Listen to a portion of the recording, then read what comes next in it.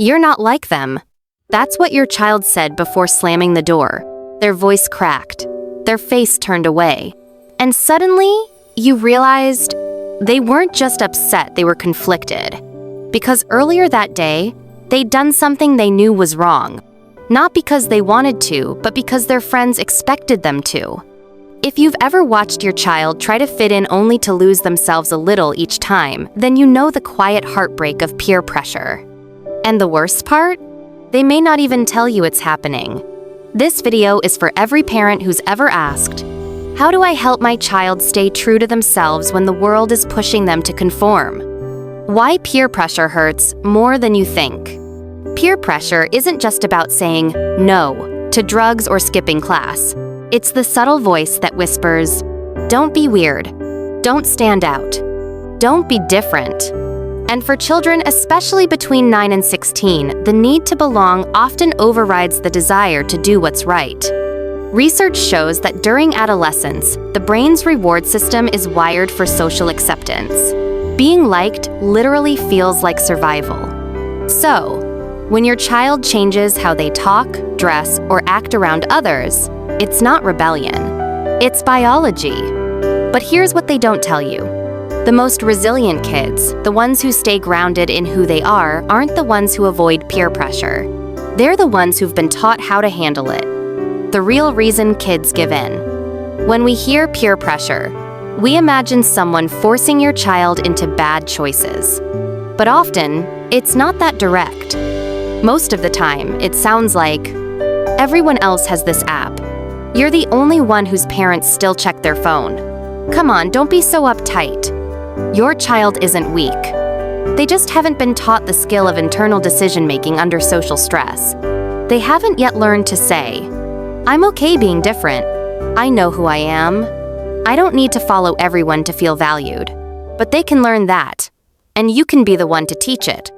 What to do instead of lecturing. Here's the truth. Lectures don't work. They push your child further into secrecy and silence. So what works? 1. Build trust before trouble hits. Create space for small, non-judgmental conversations every day in the car, during dinner, before bed. Make it normal to talk about feelings, mistakes, and peer dynamics without punishment.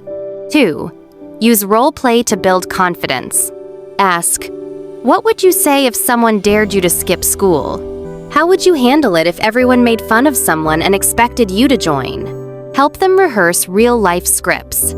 Confidence grows with practice, not pressure. 3. Praise identity over obedience.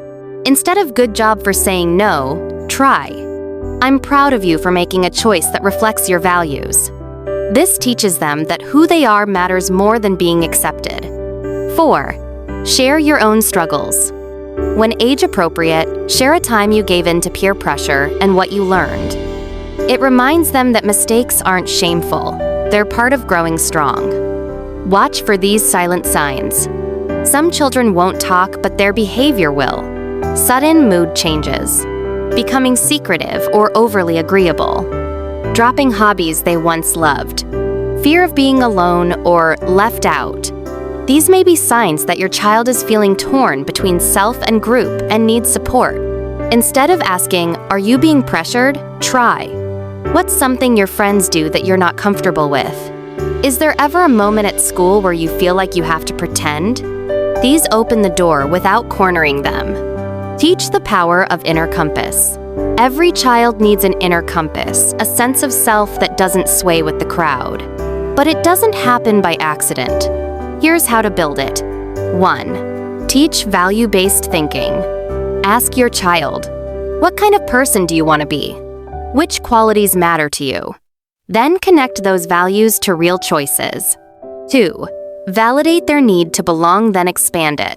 Say, "It makes sense that you want to fit in. We all do. But fitting in doesn't have to mean giving up who you are." Help them find diverse peer groups through clubs, interests, or volunteer work where they feel accepted as they are. 3. Remind them, it's okay to walk away. Sometimes, strength isn't saying no loudly. It's quietly choosing distance. Let your child know. Real friends won't ask them to betray themselves. Peer pressure isn't going away, but you can give your child something stronger than popularity, which is clarity, confidence, and the courage to choose themselves, because in a world that keeps telling them who to be, they need a parent who teaches them how to stay true to who they are, and that starts with you. If this resonated with you, don't forget to like, subscribe, and share this video with another parent who might need to hear it. You're not alone in this.